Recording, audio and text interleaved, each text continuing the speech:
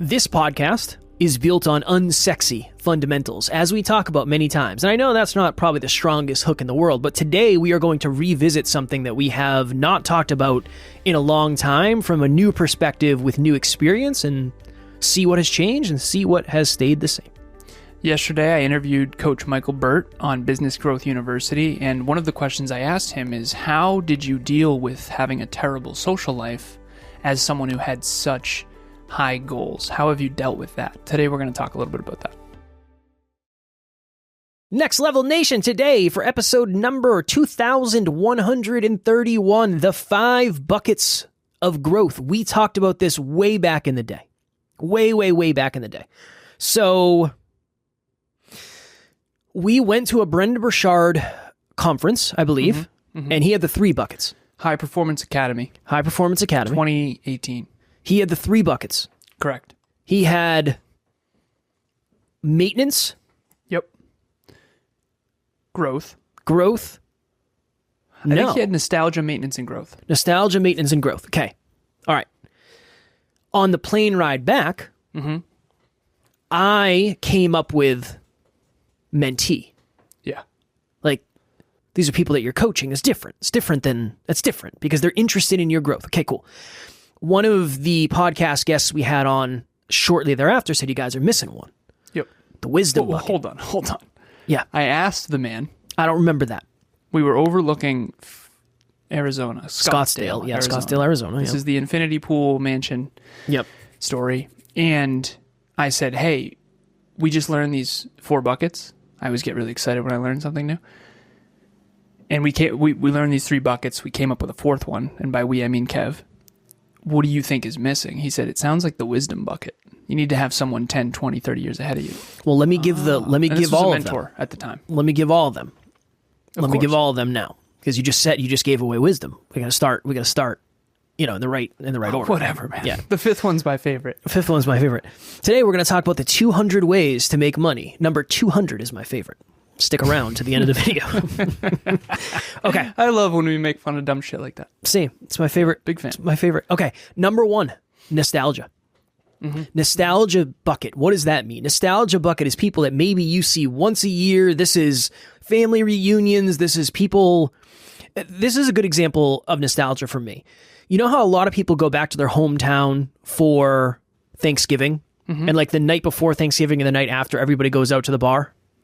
I've never done that once in my life. I have no interest in. I don't know why people even want to do that. In the U.S., that is the largest drinking night of the year. I used to know some hefty drinking stats. Yeah, back in my drinking days. think that is a really good example of the nostalgia bucket because you're seeing people who literally create nostalgia for you. High school reunion, also nostalgia bucket. Yep. Family reunions, potentially. Correct. That type of stuff. So that's nostalgia. It says birthday parties, family get-togethers. You very rarely see these people once a year, maybe twice a year. And you most likely, when you see them, you can't really be yourself. You just like pretend to be the version of you that they used to know and vice versa. It's weird. It's a weird situation. Yes, it is. Nostalgia. Second bucket, maintenance. These are people that when you spend time around, you essentially realize they're not coming with. They don't really care that much about growth. They care about what they care about. You care about what you care about. But when you spend time together, you are amicable and they're just kind of in your life to be in your life. But you realize you're not necessarily moving closer together. You're also not necessarily moving further apart, even though you have to because you can't stay the same forever. But if anything, you're moving farther apart, you're definitely not moving closer. Nice. Fair? Yeah, I think every relationship is either converging or diverging. I would say nostalgia was diverging and then you can temporarily hang out. Maintenance is probably diverging, but not as intensely. Okay. I think that's a good classification. All right, third one, mentee. These are the people that want you to add value to their lives. And they believe that maybe you're ahead. They believe you are ahead in a given arena and they want you to teach them that arena. Did a podcast breakthrough session yesterday. Coming up towards the end, the guy said, how much does it cost to work with you? Like, you do coaching? And I said, yeah, I do coaching. And I said, this is how much it is an hour. He's like, all right, let me think about it. emailed me today, hey, I'd love to do a few sessions so we can get to know each other. Maybe then we'll do production. Strong work. Now he's in my mentee bucket. Hey, strong work. Yeah, I appreciate it. He was like, how do you make money with a podcast? And I said, most people do like ads, sponsorships. I said, just as an example, Oura Ring, they would probably pay you to talk about Oura Ring. I said, you've heard of Oura Ring, right? He said, yeah, I'm actually good friends with the CEO. I said, okay, all right. Okay, so you've heard of it then. Cool. So that was interesting. That's awesome. So now he's in the mentee bucket. Great dude. Okay, next life. Much different life. Next bucket, growth bucket.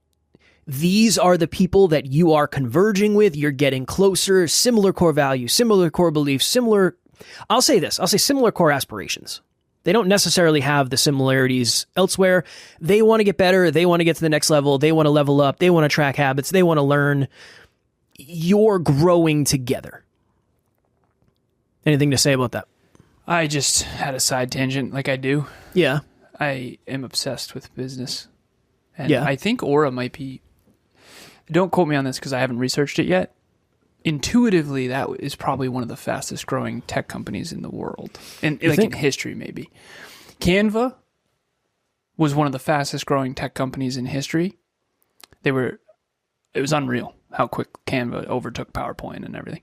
I think Oura is unreasonably successful. And they're not that old, dude. I don't even think it existed like 10 years ago. I don't know. I have to look it up. But this is not a business podcast. That's my bad. A little side of business every now and then. My battery broke these days. Yeah. My battery broke in my Oura Ring. Yeah, they were literally like, please let us connect you with someone so we can get you a new one. I was like, that's the best. Cool. Yeah, they're unreal. Big fan. Do you have anything to say about the growth bucket? No. We also do not sponsor Oura, FYI. No. Yeah, we don't sponsor anything. Big fan. We don't sponsor anyone. Continue. Okay, that's the growth bucket. That's the fourth out of the fifth. And then the fifth bucket is the wisdom bucket. This is somebody who is 20 years ahead, way ahead of you. Way, way, way, way ahead of you. And their day-to-day is like your dream life. My goodness, how amazing would it be if I could get to that place? And the thought process is you want to have the right amount of weight. You want to have the right amount of rocks in each bucket. If your nostalgia and maintenance buckets are full, you're most likely not moving into the future you want very quickly. If your growth bucket and your wisdom bucket are full, you're probably very lonely because you're out here doing the damn thing. And here's the hard thing. And this is a lesson that I didn't understand back then. Nostalgia in maintenance, there's a lot of quality time potential. Growth and wisdom, there is almost no quality time without intentionality. Mm-hmm. Can we go into that? Yeah, 100%. You lead the charge. I had a client who I've been coaching for a long time, and she said, so she is coaching with Emilia, also coaching with me. And she said, I was thinking about it the other day, and she said, when I get married one day, I wonder if you guys will be at my wedding. And I said, I don't know. We'll see. But I was thinking to myself, the higher your goals are, the more intentional you have to be. Is that fair? 100%. With your time and your effort and your money. That's something we should talk about at some point. The higher your goals, the more intentional everything has to become immediately. So if you set a new goal, anyone out there watching or listening, and it's a high goal, immediately, everything you do and don't do has to be more intentional. That is something and what are the implications of that? You have worse social life. In my opening, I talked about the interview with Coach Michael Burt. At the end of the day, I respect him, 33 years coaching people, just very career-driven. His wife wrote a book called Living with a Monster, and it's a playful play on living with a driven person. And they do couples retreats, and I asked him about them because I know Emilia and I eventually will, because we've been coaching couples for 5 years. They've been coaching couples for like 12. And I said, what have you learned? And he said, some relationships are competing with each other instead of letting each other be who they really are. And for anyone out there who's extremely driven, I would identify Coach Michael Bird as extremely driven, your social life is going to blow. And I don't think I used to have the courage to say that. The bigger my goals got, the more I cared about my personal growth, my personal development, my physical, mental, emotional, and spiritual development, like when I became CEO of this company, my social life got way worse. Because if I'm not making sure we are headed in the right direction and successful, we're not going to be successful. Seriously. Mm-hmm. NLU listener, what is happening? I just wanted to jump in here and let you know, if you want to get to the next level faster, we have a free virtual monthly meetup at the first Thursday of every month. You can connect with like-minded people and become a bigger part of this amazing global community. The link to register will be in the show notes. I wonder if people realize that, because I don't think anymore that you can have really high. I use Michael Phelps as a metaphor. 28 medals, 23 gold, most decorated Olympic athlete in history. I use him as an example because everyone knows him. I don't necessarily love Michael Phelps or anything. It's just he's the best Olympian of all time. So he was in the pool every day for 5 years straight. Birthdays, Christmas, every holiday, 5 years straight in the pool every single day before 2008 when he won 11 gold medals or whatever it was. And I think, and I would ask you this, do people know that it's impossible to achieve that without doing that? Like, there is no Olympian who takes days off. And you know what I mean? I don't know if people do the research. Again, people don't necessarily care about the process. They care about the result. That's the hard result is a byproduct of the process. I know you know that. That's what we're talking about. I know you. But when he said I never took a single day off for 5 years straight and had no social life whatsoever, and he actually was depressed after that. That's why I don't think mental health. I don't think most people would do it. Do they know though? And again, I don't want to sound pretentious, but whatever. I always joke. I say you can't want to build an iPhone and then go to the beach. It's like a joke, meaning there are no Olympians at the beach. And if there are, they're only at the beach to rest and recover for their next intense workout. They're not there to drink and party and have fun. So I think people think well, I want to have fun and enjoy my life. Well, then you have to set lower goals. I've said this to you. I said, if you want to work less, you just have to lower your goals. And then you can go do that. I can't, because I'm not willing to lower my goals. I don't want to lower the target. And I think that we aren't honest with ourselves and each other because these buckets are your social life. If you want to have nostalgic relationships and maintenance relationships and mentees, and you want quality time with other people that are experience driven, you basically can't have huge goals. I would say scientifically, mathematically. And the bigger your goals are, the more you have to flip these buckets into the growth and the wisdom. I was getting lunch with one of my mentors. He was the CEO of a company called Astrodyne at the time. And I didn't want to get dinner with him.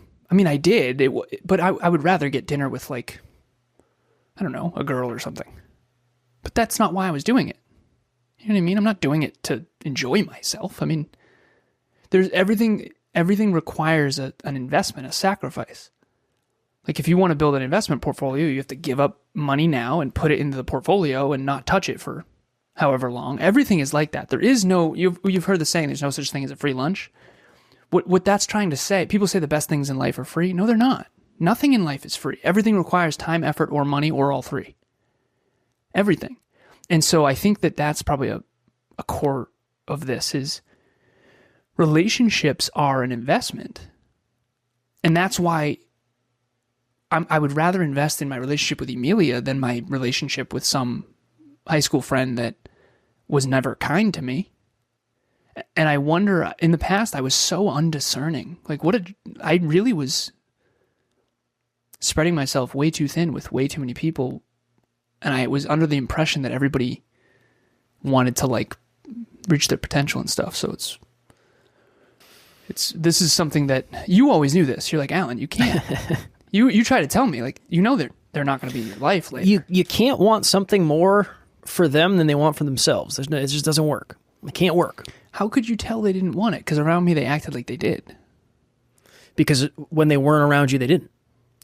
Well, I'm not around when I'm, But you can see. It's hilarious. It's like, I try to look at what people do, not what they say. Yeah. Show me. Okay, you want to do it? Show me. Awesome. That's why I love working with people. Like, we always say that the reason Evan Carmichael was my favorite mentor before he became a friend was because I'm like him. I'm wired like him. And I like to say, go do this and then come back to me when it's done and then we'll go from there. Awesome. Love it. And that's the same way he is. That's the way I am. That didn't work for me because there's a lot of people that tell me to do stuff that I don't do. Well, I think that's a lot of my mentors had some terrible advice. I had to say no to that. Yeah. Like that thumbnail thing. What if it wasn't the best use of our time? It probably wasn't, and it was at the same time. It was only because he wanted to see. Yeah. But it wasn't. But I knew what could happen. You did. Because I am like him, so I knew that he was going to ask the next day. And then we had another mentor where he wouldn't even notice. He wouldn't have known. Our brothers from the north. Yeah, he wouldn't have known. He wouldn't have known. Yeah, so it's interesting in hindsight. It's a lot different. It's a lot different than I thought. In the beginning, I thought, well, you just get around with successful people and then you'll become successful. And blanket statement, yeah, that's true. But on both ends, whether you're hanging out with somebody who is in the nostalgia bucket or you're hanging out with somebody in the wisdom bucket, you got to have boundaries. You have to be crystal clear on what's aligned for you and what's not. And you have to know when to say no and when to say yes. And you have to have levels of intentionality. And I think that's a piece that I didn't get, for sure. It's definitely lonelier if you have the wisdom buckets and even the mentee buckets. We have a lot of clients and there's a lot of people that I have the privilege of helping, but they're not my friends. They're not my friends. When they find a new podcast coach, they go away. I don't really talk to them anymore. And I think you and I are on the higher end of talking to people, even after we stop, quote unquote, working with them because we have such a wonderful community. But you and I had that conversation at the beginning. I said, brother, they're not my friends. These are the relationships. Yeah. The relationships are a byproduct. And I wonder if, and again, we weren't taught this in school either. Relationships are a byproduct of a mutual goal or a mutual core value. So back in high school, one of my best friends was from Georgia, and he was online on Halo 2. We aren't best friends because I chose you randomly from Georgia. We're best friends because we both love Halo 2, and we're both very good. He was good. He was real good. That's when Halo goes, the relationship goes. Yeah. I feel like that is something that I've always understood, but also not understood fully. And I think that I've been attacked a lot when I moved on with my life from certain things. But yeah, this I just looked up. 80% of your success or failure is often attributed to your reference group, the people you spend the most time with. The rule of thumb is popularized by success coaches and authors like Jim Rohn, who famously said, you are the average of the 5 people you spend the most time with. So this is what I researched. What percentage of your success or failure in life will come down to your reference group? The concept that your reference group heavily influences your success or failure comes from the social psychology and behavioral economics. While no universally agreed upon percentages exist, several prominent thinkers and studies provide compelling approximations. There was a Harvard study that said 94%.